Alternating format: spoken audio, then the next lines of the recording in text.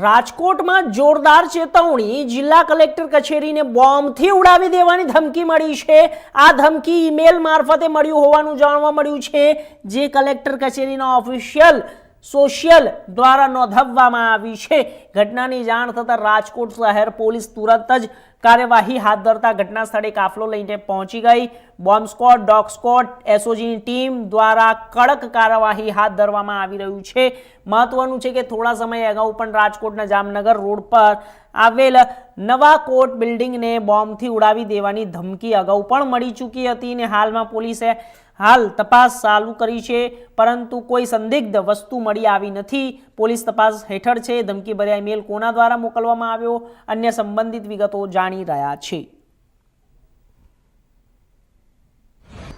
રાજકોટ નવા court building બાદ કહેવાય કે હવે રાજકોટ જિલ્લા સેવા એટલે કે કલેક્ટર કચેરી છે તેને બોમ્બથી ઉડાવી દેવાની ધમકી આપવામાં આવી છે। મારી પાછળના દ્રશ્ય જોઈ રહ્યા છો કે રાજકોટની આ જિલ્લા સેવા સદન કચેરી છે, જ્યાં કલેક્ટર, પ્રાંત અધિકારી, મામલતદાર સહિતના ઉચ્ચ અધિકારીઓ અને વિભાગો બેસે છે। ત્યારે આ જે કલેક્ટર કચેરી છે તેને આજે એક થ્રેટ મેલ મારફત ઉડાવી દેવાની ધમકી મારવામાં આવી છે। હાલ આ થ્રેટ મેલ કોના દ્વારા મોકલવામાં આવી છે તે હજી કોઈ સ્પષ્ટીકરણ નથી થયું, કોઈ સૂચિ એની સામે નથી આવી। સાથે જ કહેવાય કે જ્યારે મેલ કોના દ્વારા મોકલ્યો તેનું તો નથી થયું, પણ કહેવાય કે અવારનવાર જે રાજકોટ સહિત સમગ્ર ગુજરાતમાં જે ધમકીઓ મળે છે બોમ્બથી ઉડાવી દેવાની, ત્યારે હાલ અત્યારે ગુજરાત પોલીસ પણ એક્શન મોડમાં છે।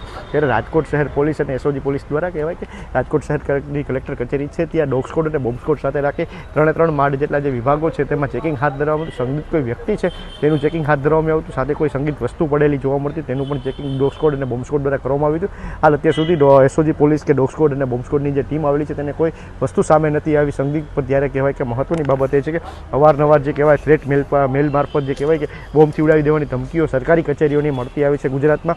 ત્યારે આ બાબતે ગુજરાત પોલીસ એક્શન મોડમાં આવી છે, પણ ક્યાંક જે પગ પેસારું છે કોના દ્વારા મેલ કરવામાં તે કોઈ સામે નથી આવી।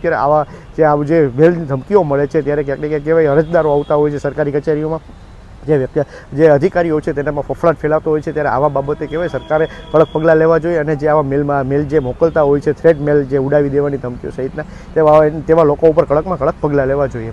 કેમેરામેન હાર્દિક ભોણા સાથે પ્રતિક લિંબાણી, ન્યૂઝ રાજકોટ।